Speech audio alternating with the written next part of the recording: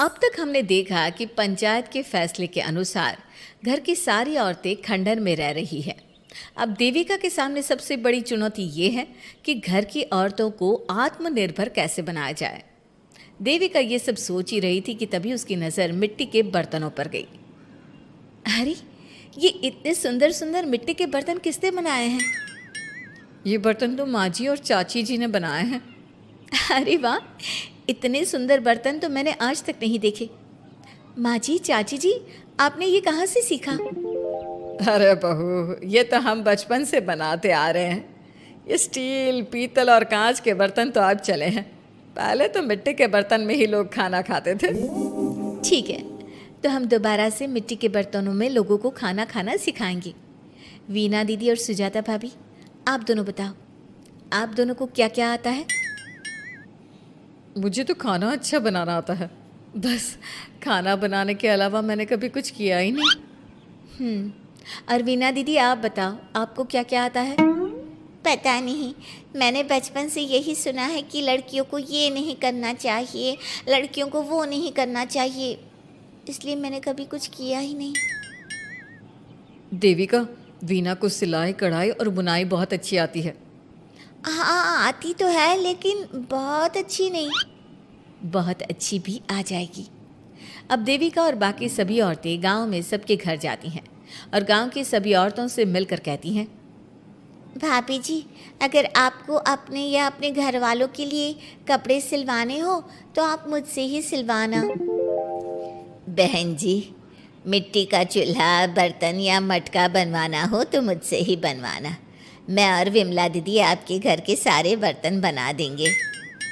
भाभी, आप कभी किसी काम में व्यस्त हो और खाना ना बना पाओ ना, तो आप मुझे बता देना, मैं आपके घर के लिए खाना बना दूंगी। वो क्या है ना, आप तो सारा दिन खेतों में काम करती हो और कभी कभी खाना भी नहीं बना पाती होंगी, इसलिए। इस तरह घर की औरतें जी जान से अपने अपने कामों में लग जाती है। धीरे धीरे उनका काम बढ़ जाता है और वो अपने खंडहर को ठीक करने में लग जाती हैं। वहीं दूसरी ओर घर के सारे आदमी घर का काम संभाल नहीं पा रहे थे। अरे भाई कल्याण, चाय तो पिला दे, जमाना हो गया अच्छी चाय पिए हुए। आप भी ना घर के दामाद से क्या क्या काम करवाते हैं। अभी लाता हूँ चाय। कल्याण, तुम दामाद नहीं बेटे हो, इसलिए इस घर के सुख दुख, घर के काम और बाहर के कामों में तुम्हारा सहयोग तो होना ही चाहिए ना। इतने में कल्याण चाय बनाकर ले आता है। जैसे ही सचिन चाय पीता है तो उसके मुंह से चाय निकल जाती है। जीजा, ये क्या बनाया है, इतनी कड़वी चाय? इससे अच्छा तो करेले का जूस होता है।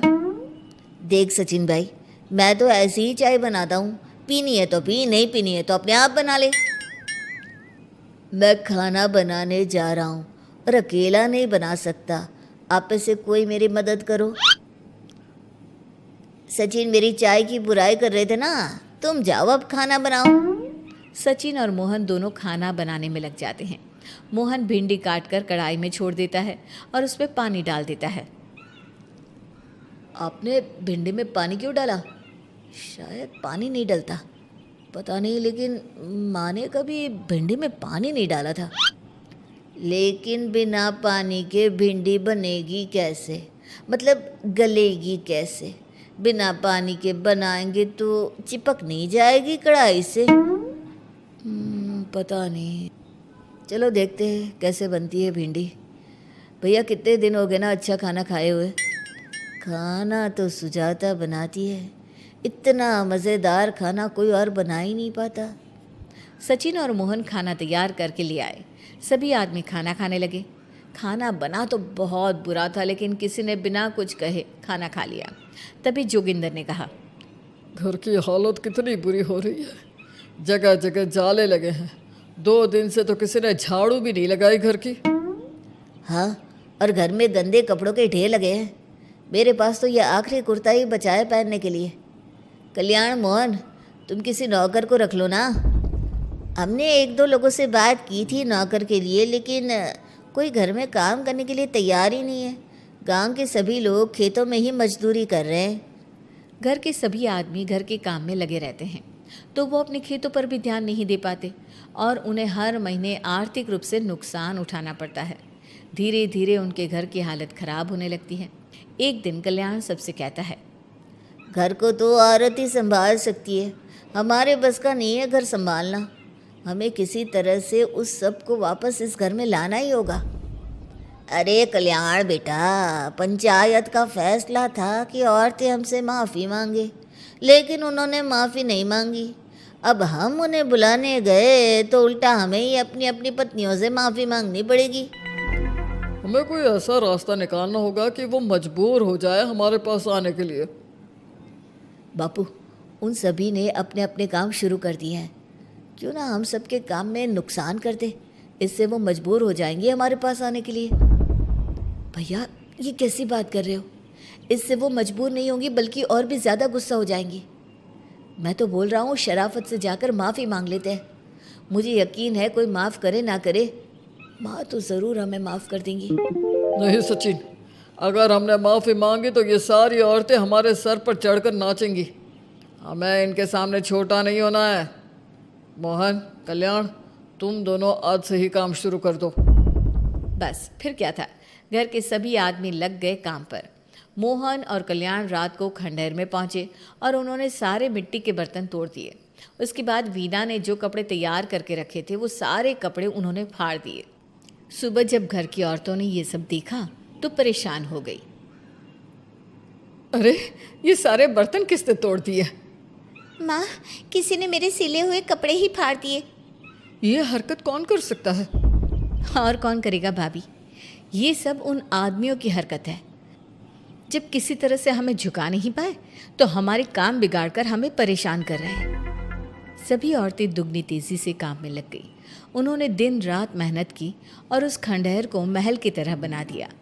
उनके काम की तारीफ सुनकर दूर दूर के गांव से लोग आने लगे और उनसे अपना काम करवाने लगे।